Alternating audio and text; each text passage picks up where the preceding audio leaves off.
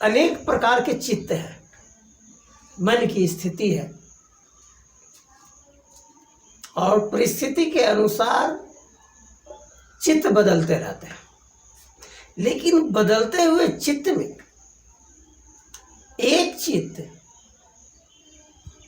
जो शून्य है, जो आकाश है, वह अस्थिर बना हुआ रहता है, एक चित्त। और विभिन्न चित्तों की ओर ध्यान जाने की वजह से वह अंदर जो शून्य का जो चित्त है, वह आम जनों का ध्यान उस पर नहीं जाता। हम बाहर के विषय को जैसे ही छोड़ते हैं, अंदर के विषय की ओर आत्मसात होते चले जाते हैं, उस प्रधान चित्त की ओर चले जाते हैं। वह प्रधान चित्र हमेशा बना हुआ रहता है और विविध विषय जो अस्थिर है, स्थिरता की वजह से विभिन्नता हमें नजर आती है। जो विभिन्नता नजर आ रही है दृश्य जगत में, वह आकाश की स्थिर प्रवृत्ति की वजह से। तो साधक का लक्ष्य क्या होना चाहिए? साधक का लक्ष्य होना चाहिए कि बाह्य वृत्ति की ओर जो जा रहा है, बाह्य दृश्य जगत की ओर जा रहा है, इंद्रिय जगत की ओर जो जा रहा है, उससे हटा करके शून्य जगत में हम जाए। बाहर से अंदर आना इसी को कहते हैं, वही स्थिरता का बात है। और जितनी तेज गति से कि विविध विषयों को और हम आकृष्ट होते हैं, उतना ही तीव्र गति के साथ हम आकाश को भी ग्रहण कर सकते हैं। तो चित्त की विभिन्नता में आम आदमी गुजर जाता है, शून्य की ओर नहीं देख पाता।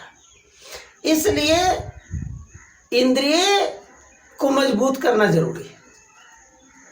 इंद्रिय द्वारा ग्राह्य विषय का विश्लेषण को गौण करने की जरूरत है और शून्य को ग्रहण करने की प्रवृत्ति ज़्यादा बढ़े, इसके लिए प्रयास करना। हम आंखों से देख रहे हैं और अंदर आएंगे तो क्या बाहर का दृश्य नजर नहीं आएगा? बाहर का दृश्य तो नजर आएगा ही। अंतर ये है कि जो दृश्य जगत है उससे भिन्न की कल्पना कर करके मन की प्रबलता से हम आकाश की गणना करते हैं और इंद्रिय इसी से पुष्ट होता है।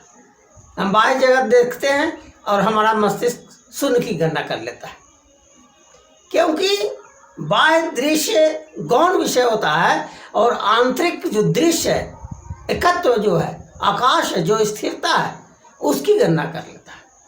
और यही साधक का परम लक्ष्य होना चाहिए कि हम बाह्य जगत के दृश्य के माध्यम से अंतः जगत में कैसे प्रवेश करें, अंतः जगत में हम कैसे चलयमान हो, अंतः जगत में हम कैसे विचरण करें, यह प्रधान विषय होना चाहिए।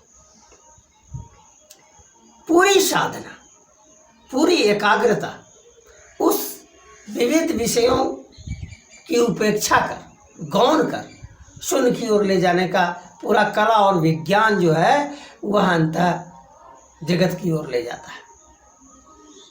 और जब हम अभ्यस्त हो जाते हैं तो प्रयास नहीं करना पड़ता। शुरुआती दिनों में हमें प्रयास करना पड़ता है अंदर की ओर आने, बाह्य जगत को गौण करके बाह्य जगत के माध्यम से आकाश के विचरण के लिए हमें प्रयास करना पड़ता है। और जब हम उसमें प्रयास करते हैं तो हम देखते हैं कि फेल हो जा रहे हैं, असफल हो जा रहे हैं। एक रस्सी पर चलने वाला व्यक्ति रस्सी पर चलता है लेकिन चल नहीं पाता। वह दाएं गिरे या बाएं गिरे, वह रस्सी पर नहीं चल पाता। लेकिन बार बार प्रयास करने पर उसकी मन स्थिति ऐसा हो जाता है कि रस्सी पर वो आसानी के साथ चल लेता है।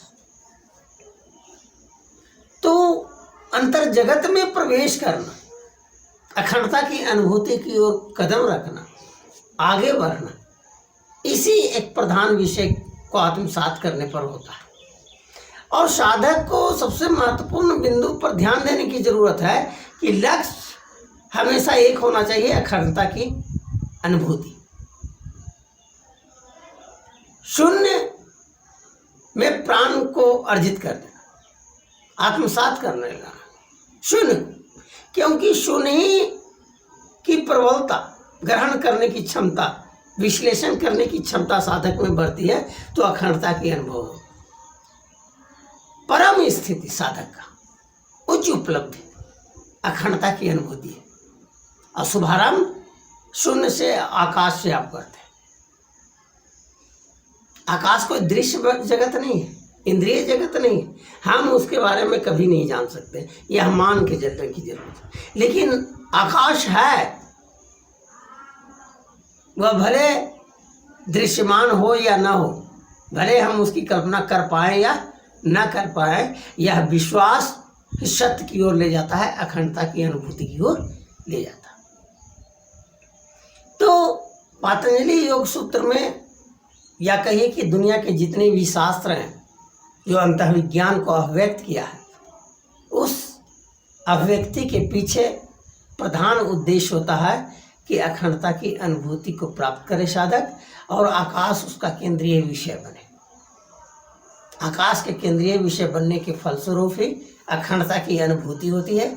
यह उच्चतम ज्ञान है, यही न्यूनतम ज्ञान है, यही जीवन की परम उपलब्धि है। और जो परम ज्ञान है, जो वातावरण में जो संस्कारगत हम बिंदु से सीखे हैं, वह सही है या गलत है, उसका आकलन करने की क्षमता इस परम ज्ञान के माध्यम से मिलता है, यह जान लेने की जरूरत है। तो एक चित्त अस्थिर है और बहुत चित्त, बहुत दृश्यमान जगत चलयमान है, वो बदल रहा। जैसे ही चलयमान जगत से निकल करके हम उस अखंड आकाश की गणना करते हैं, हम अखंडता की ओर बढ़ने लगते हैं। प्रारंभ में दिखते आती है, लेकिन अंततः साधक प्रयास करते करते, शून्य का अवलोकन करते करते अखंडता की अनुभूति को प्राप्त कर लेते हैं।